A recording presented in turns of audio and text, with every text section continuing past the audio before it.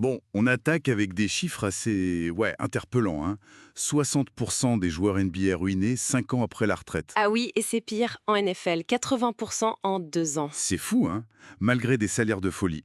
Et pareil pour beaucoup de gagnants du loto. Alors, comment on explique ça? La source qu'on explore aujourd'hui, c'est une vidéo libre et riche qui s'inspire pas mal du livre Les secrets d'un esprit millionnaire. C'est ça. Et l'idée centrale, c'est que la différence entre l'aisance et la galère financière, ce serait pas tant le revenu, Non, mais plutôt un truc dans la tête. L'état d'esprit, l'éducation financière, quoi. absolument. Notre objectif ici, c'est donc de décortiquer un peu ces différences de mentalité, de comportement que la source met en lumière. Comprendre ce qui, selon cette approche, distingue ceux qui bâtissent une certaine richesse de ceux qui restent en difficulté. Et juste pour préciser, quand la source utilise le mot pauvre, c'est vraiment pour désigner une approche de l'argent, un manque d'éducation financière, hein. Il n'y a pas de jugement de valeur sur les personnes. Bien sûr. Alors, première distinction, la responsabilité. La source dit que ceux qui réussissent financièrement, ils se voient comme les créateurs de leur vie. Hmm, Alors que les autres, ils subiraient un peu le truc. Un destin tout tracé. D'ailleurs, le top 100 Forbes, il change tout le temps. La plupart n'y étaient pas il y a 20 ans. vraiment fondamental. D'un côté, la conviction qu'on peut agir, qu'on a le contrôle. De l'autre, une sorte de fatalisme, quoi. Et cette perception de départ, forcément, elle influence toutes les actions derrière. Et ça se voit dans l'approche du jeu financier. D'un côté, on joue pour gagner, on cherche la croissance, l'abondance, l'investissement, créer sa boîte, L'expansion. voilà. Et de l'autre, on joue pour ne pas perdre. La priorité, c'est la sécurité, quitte à éviter tout risque, même minime, méfiance des marchés financiers par exemple. C'est vraiment deux logiques opposées. Une logique d'expansion, qui accepte un risque calculé pour un gain potentiellement plus grand, et une logique de préservation, où éviter la perte est plus important que chercher la croissance. Les horizons sont pas les mêmes, quoi. Et lié à ça, il y a l'engagement.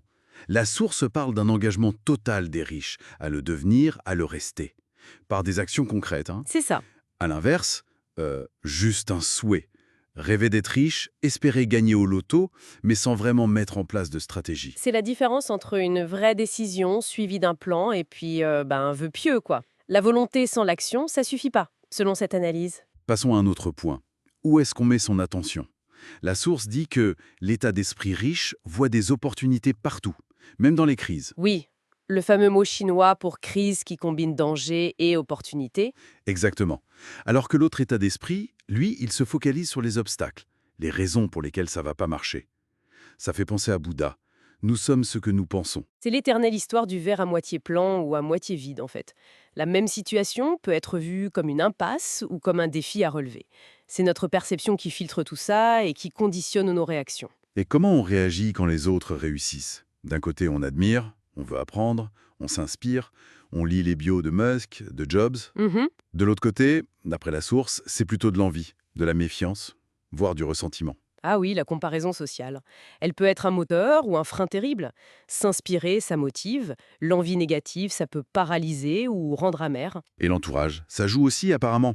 La source suggère que s'entourer de gens positifs, qui réussissent, ça tire vers le haut, Logique. alors que fréquenter des personnes négatives, passives, ça peut freiner. On cite souvent Jim Rohn.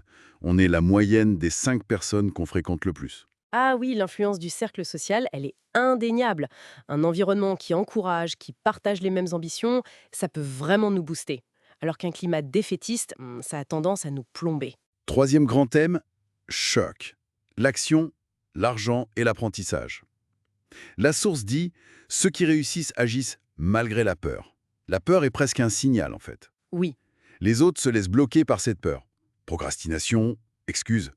On pense aux Beatles, refusés au début, ou Walt Disney viré pour manque d'imagination. Incroyable, non? la peur du risque, elle est humaine, universelle. La différence, c'est ce qu'on en fait. Est-ce qu'on la laisse nous paralyser ou est-ce qu'on apprend à la gérer, à avancer quand même, en prenant des risques mesurés?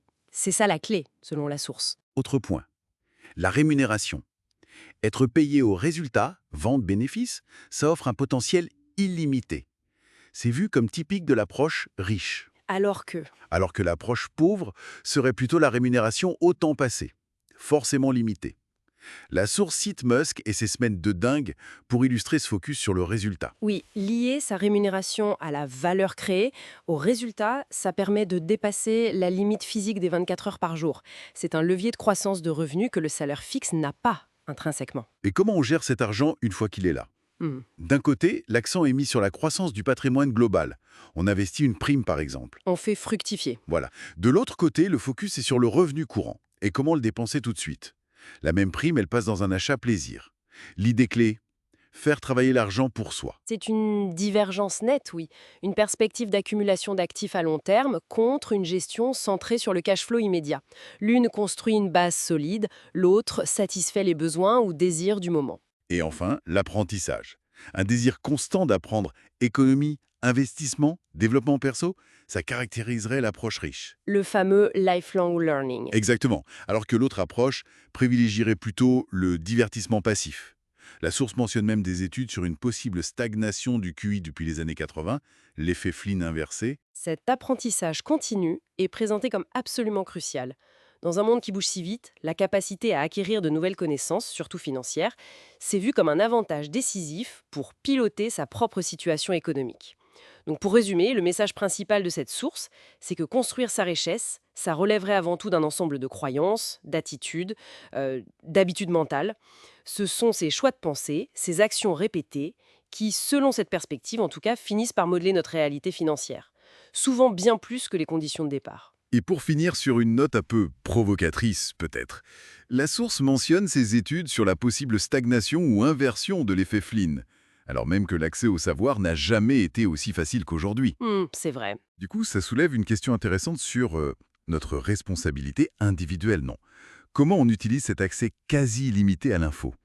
Plutôt pour se développer activement, y compris financièrement, ou surtout pour consommer du divertissement passif? Voilà, une petite piste de réflexion.